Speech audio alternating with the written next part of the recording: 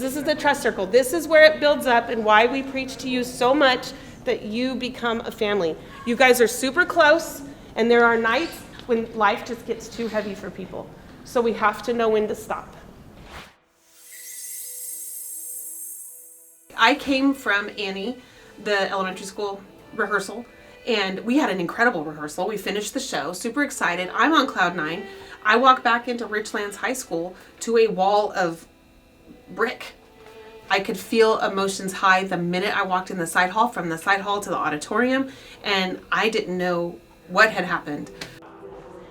They were singing, we had stopped, we started back again, and then I asked them to come have a seat on the stage.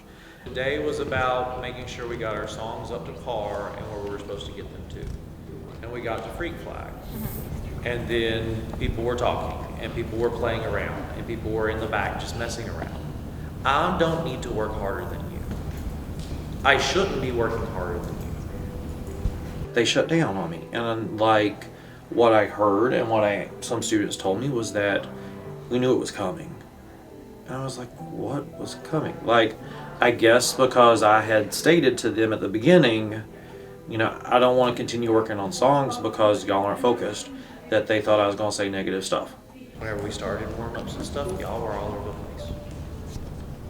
Whenever we started at 2, whenever y'all came back together, that's what we said, was that some behaviors are off the chain. Our focus isn't completely on it, we're just running through the motions.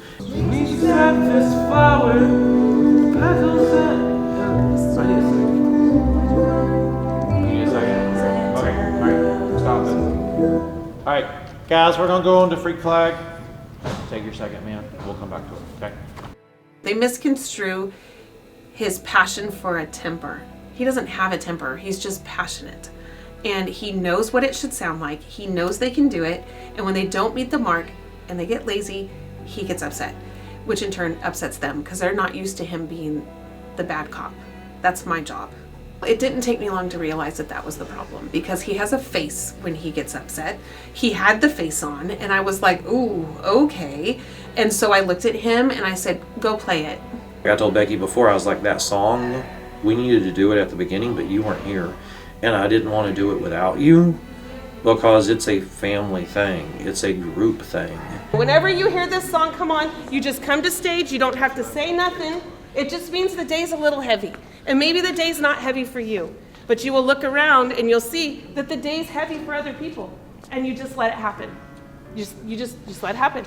Because you have to know, guys, another life lesson, you have to know when to stop.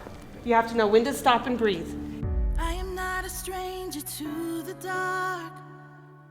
Hide away, they say, 'cause we don't want your broken parts.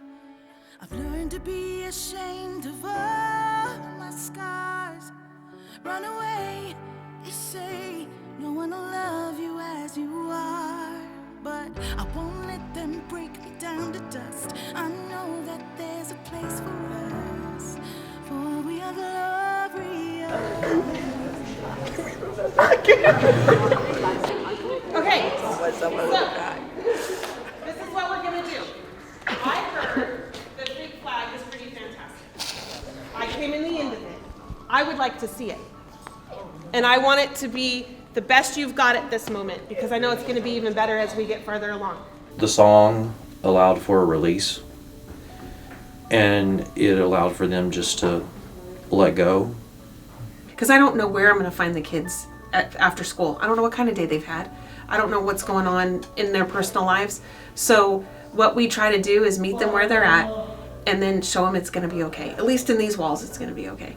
There's speed bumps along the way, and I felt like it was a speed bump, but I couldn't grasp what started it. And in my hunt to make this video and figure out what started it, what I've realized through all of these interviews is it doesn't matter.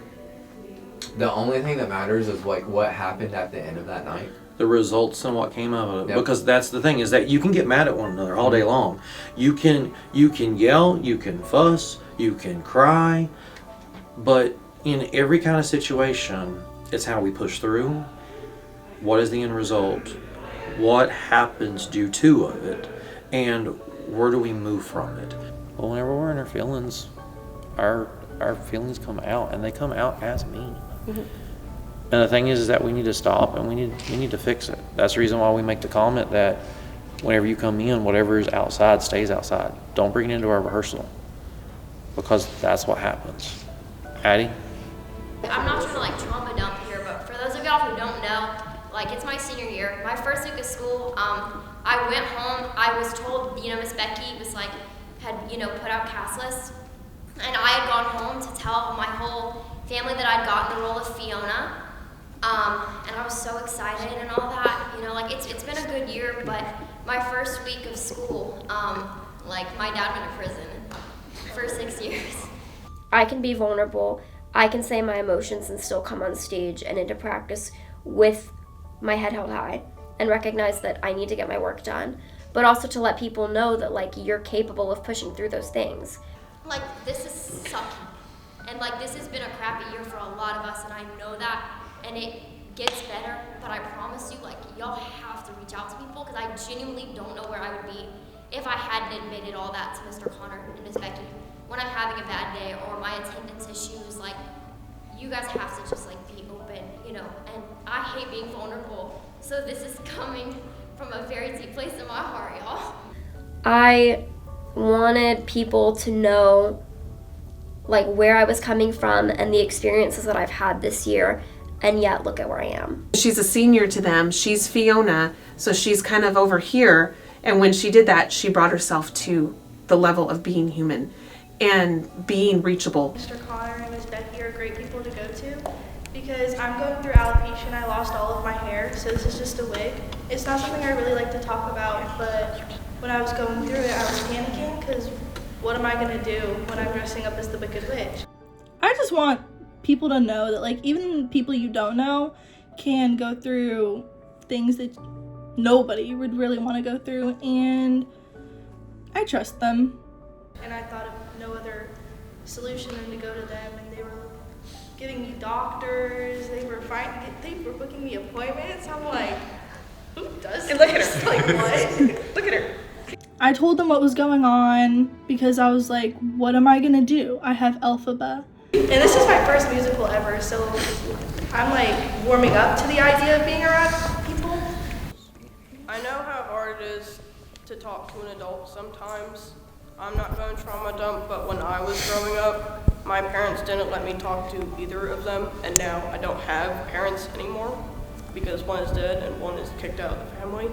But anyway, I just wanted to say, if you guys don't feel comfortable talking to an adult, then I'm here, and I don't mind listening to you guys' problems, because I know how hard it can be to talk to somebody you don't really know. And I'm going to be honest, I don't really know a lot of you guys personally. I'm not very good at talking to new people, but I'm willing to, and if you guys have a bad day, you can let it out on me, I don't mind.